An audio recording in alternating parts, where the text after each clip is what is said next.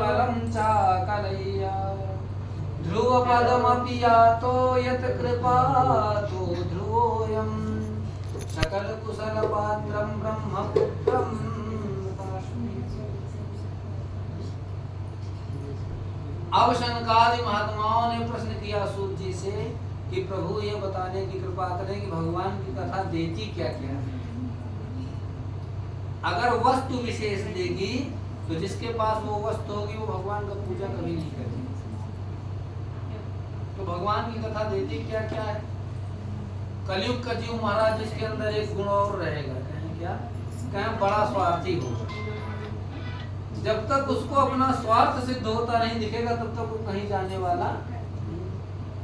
तुलसीदास जी ने लिखा कि स्वार्थ लागी करहि सब प्रीति सुर नर मुनि सब कया हरि। तो महाराज प्रेम तो स्वार्थ में रहे तो भगवान की कथा देती क्या क्या। तो सूत जी ने कहा कि जो इच्छा करी हूँ मन माही हरि प्रसाद कछु दुर्लभ। महाराज जो मन में इच्छा करोगे भगवान की कृपा से कुछ दुर्लभ नहीं है। सब सुलभता से आपकी इच्छा पूर्ण। लेकिन इच्छा कैसी होनी चाहिए महाराज, कपट वाली इच्छा नहीं। अगर मन में कपट करके कि मेरे महाराज मुझे ये पद प्रतिष्ठा हासिल हो जाए और मन में कपट हो कि हासिल हो तो मैं ऐसे नहीं ऐसे कर दूंगा, ये नहीं होगा। निष्कपट भाव से भक्ति करोगे तो भगवान मिल जाएंगे और कपट लेकर करोगे तो कभी भगवान मिलने वाले।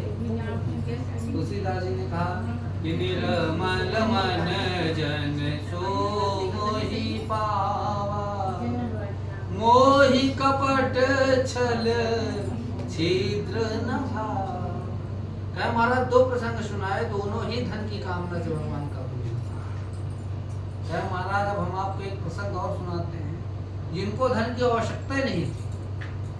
कहे महाराज कौन ऐसा पृथ्वी पे है जिसको धन की आवश्यकता नहीं। कहे महाराज जिसको जो पृथ्वी का एक छत्र साम्राज्य जिसके पास पूरी पृथ्वी का हर एक कण उसी का तो उसको धन की आवश्यकता क्या होगी।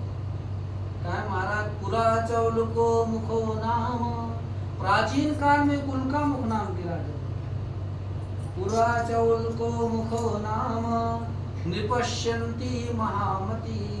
महाराज महामती थी, मति उनकी इतनी अच्छी थी मत पूछिए। और जितेंद्रिय, कोई ऐसा राज्य नहीं था जो जीते न बैठे।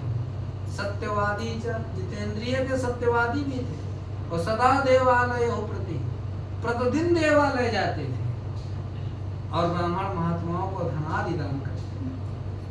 और भगवान की कृपा से उनकी पत्नी भी उनके अनुकूल चलने वाली थी।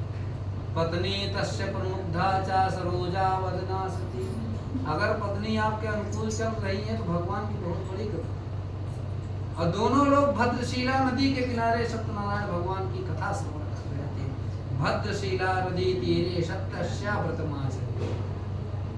और महाराज जो भगवान की कथा भद्रशिला नदी के किनारे बालू पर बैठकर बढ़िया राजा भगवान की कथा सुन रहे थे। तो एक साधु नामक बनिया अपनी नौका में जाकर व्यापार की सामग्री लाते हुए जा रहा था।